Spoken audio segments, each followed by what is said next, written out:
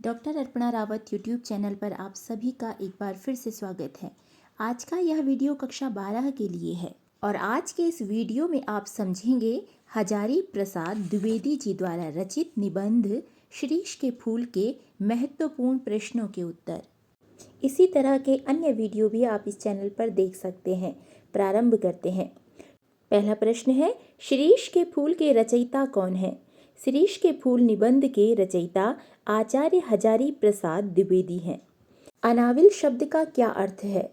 अनाविल शब्द का अर्थ है दोष रहित। कृषि वल शब्द का क्या अर्थ है? कृषि वल शब्द का अर्थ है किसान। अगला प्रश्न है, शकुंतला के कानों में किस पुष्प के कुंडल थे? शकुंतला के कानों में शिरीष पुष्प के कुंडल थे। लेखक के अनुसार कवि बनने के लिए क्या बनना आवश्यक है? लेखक के अनुसार कवि होने के लिए फक्कड़ होना आवश्यक है। कालिदास के हृदय से किस नायिका ने जन्म लिया था? कालिदास के हृदय से शकुंतला ने जन्म लिया था। अगला प्रश्न है, लेखक के अनुसार शिरीष के समान मस्त और बेपरवाह परंतु सरस और मादक कौन से कवि हैं? लेखक के अनुसार शिरीष के समान मस्त और बेपरवाह परंतु सरस और मादक कवि संत कबीरदास जी हैं। आर्गवध किस पेड़ का नाम है? आर्गवध अमलतास पेड़ का नाम है। किस महीने तक शिरीष के फूल बने रहते हैं? आषाढ़ के महीने तक शिरीष के फूल बने रहते हैं। अगला प्रश्न है, लेखक ने शिरीष के फूल पाठ में संस्कृत के किस महान कवि का उल्लेख किया है? तो लेखक ने कालिदास कवि का उल्लेख किया है। किस ऋतु के आने पर शिरीष लहक उठता है? वसंत ऋतु के आने पर शिरीष लहक उठता है। वनस्पति शास्त्रियों के अनुसार शिरीष का पेड़ रस कहाँ से खींचता है?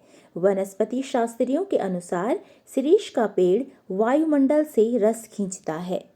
अगला प्रश्न है, कौन पुराने और कमजोर पर कोड़े चला रहा है? महाकाल देवता पुराने और कमजोर पर कोड़े चला रहा है। किसके अनुसार नए के आने पर पुराने को जाने का अधिकार होता है? तुलसीदास के अनुसार नए के आने पर पुराने को जाने का अधिकार होता है। पुराने फूलों को अपने स्थान से हटते देखकर लेखक को किसकी याद आती है? पुराने फूलों को अपने स्थान से हटते देखकर लेखक को नेताओं की याद आती है। अगला प्रश्न है, शिरीष की डालें कैसी होती हैं? शिरीष की डालें कमजोर होती हैं। कर्नाट राज की कन्या का नाम क्या था? कर्नाट राज की कन्या का नाम विजिका देवी था। इक्षुदंड किसके लिए प्रयुक्त हुआ है? इक्षुदंड गन्ने के लिए प्रयुक्त हुआ है। अगला प्रश्न है, लेखक ने कबीर के अतिरिक्त और किस कवि को अनासक्त योगी कहा है?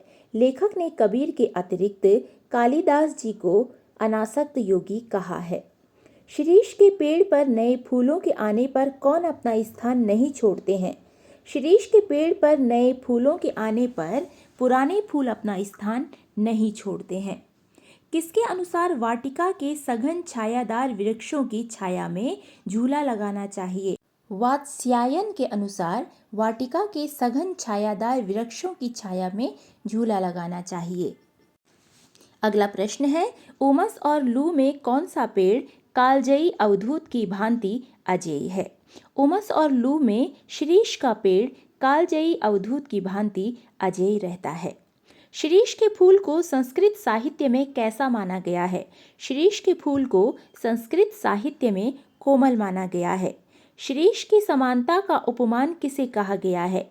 शिरीष की समानता का उपमान अवधूत को कहा गया है। अगला प्रश्न है, शिरीष की बड़ी विशेषता क्या है? शिरीष की बड़ी विशेषता दिव्यता है। शिरीष को कैसा कहा गया है? शिरीष को कालजयी कहा गया है। शिरीष के वृक्ष कैसे होते हैं? शिरीष के वृक्ष बड़े और छायादार होते हैं। अगला प्रश्न है, अमलतास कितने दिनों के लिए फूलता है? अमलतास 15 से 20 दिनों के लिए फूलता है। धरा को प्रमाण यही तुलसी जो फरा सो झरा, जो बरा सो बुताना कथन किस कवि का है? यह कथन तुलसीदास जी का है। मेघदूत किस कवि की रचना है? मेघदूत कालिदास जी की रचना है।